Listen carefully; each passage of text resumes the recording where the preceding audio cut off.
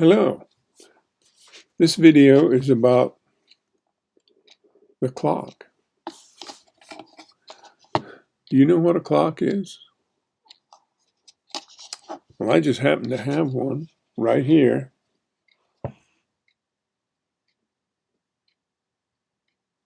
You can see the little hand going around here. And the other ones are moving too, but they're moving really slow.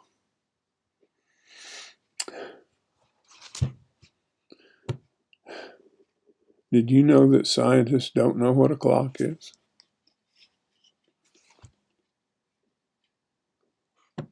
They've seen them, like this one, they've seen them. But they don't know what they are.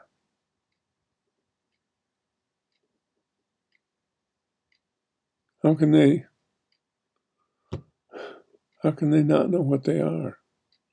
Well, the reason they don't know what they are is because they can't write a full description of a clock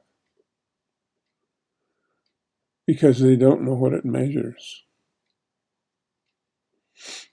They know what it mechanically looks like, but what do they measure? What good are they if we don't know what they measure? Well, it's time to plug my book. Again, I know you're sick of looking at it, but anyway, in my book I explain what time is.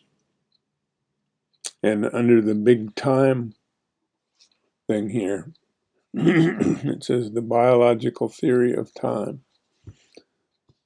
And you can go on Amazon and pick one of these up, or you can just read the first chapter for free. And it's only 7 pages long. And it will tell you what time is. And if you're a scientist and you don't know what this is, you can read my book and find out. So there. Well,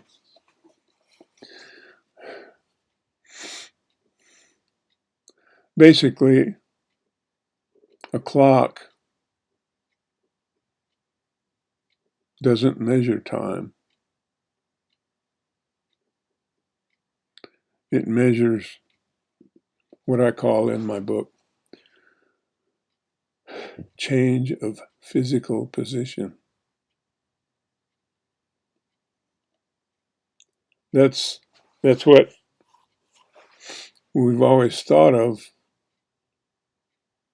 We've always thought of time as some universe-wide mechanism.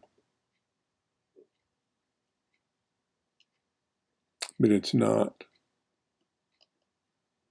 Time only exists inside our heads. It's a universe. We think of it as a universe-wide phenomenon, time. But it's only humanity-wide. And since we only talk to other people, and other people see time the same way, we've come to think of it as universe-wide. But it's only humanity-wide. Now,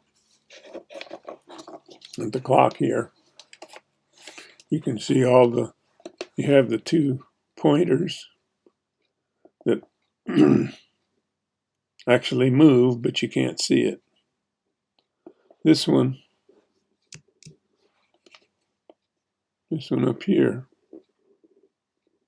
only it counts seconds. So it moves that we can actually see it. But these others just change position. And it's like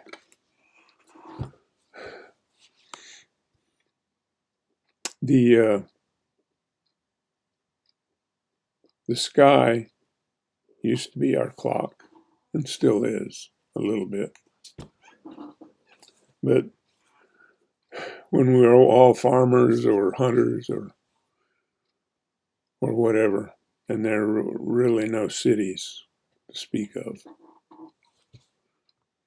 farmers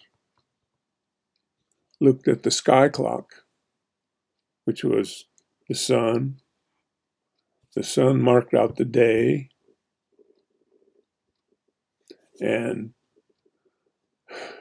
the moon marked out the month or month, and it also marked out the weeks, because when the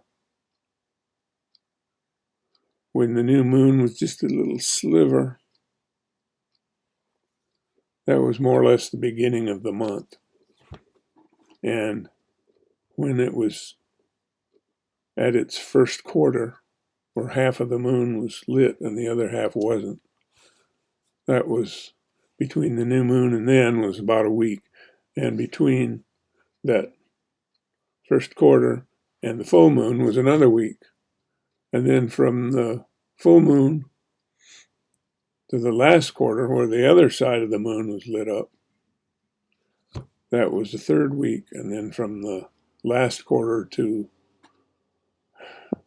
that little sliver again, that was the fourth week. So the sun marked out the days, the moon marked out the weeks and the month, and then the stars marked out the entire year,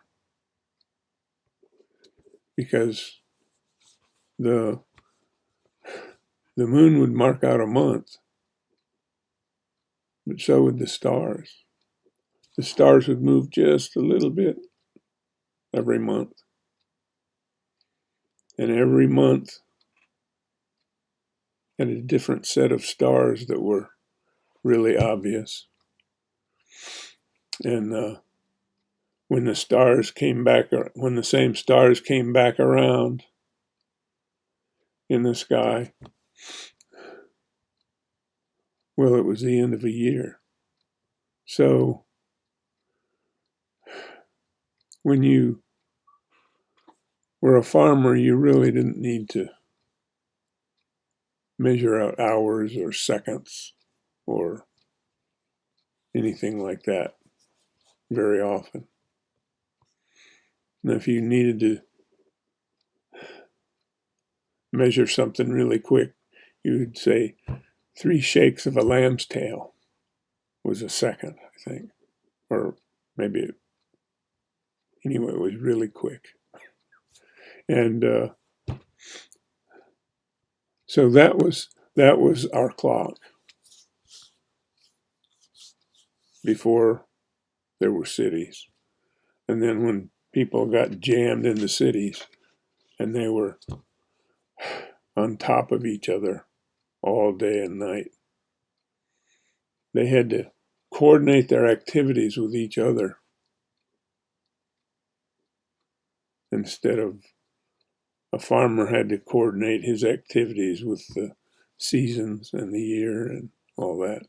But when you're in a city with people bumping against you and you're making appointments with other people, then they had to have clocks that were, could count the minute and the seconds and all that. So, well, the the whole point of this clock thing is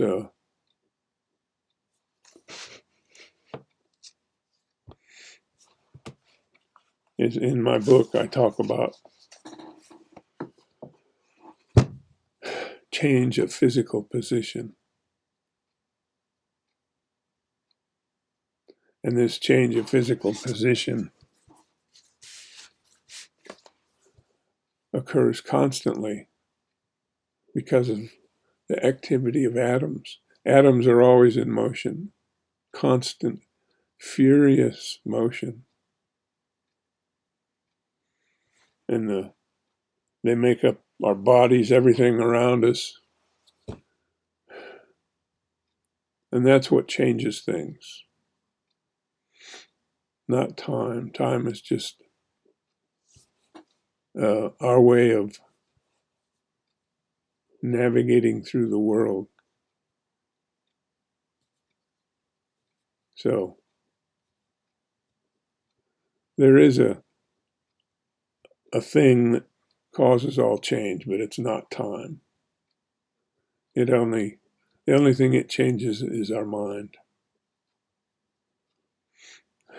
We observe something, and the time in our heads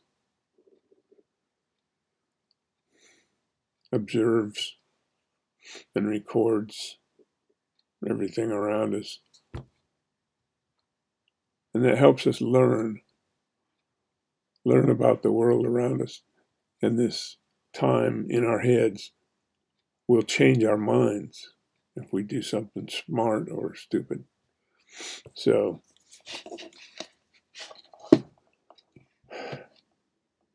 I guess that's the end of the video.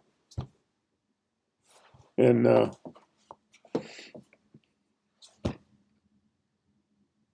so I'll see you on the next video. Bye.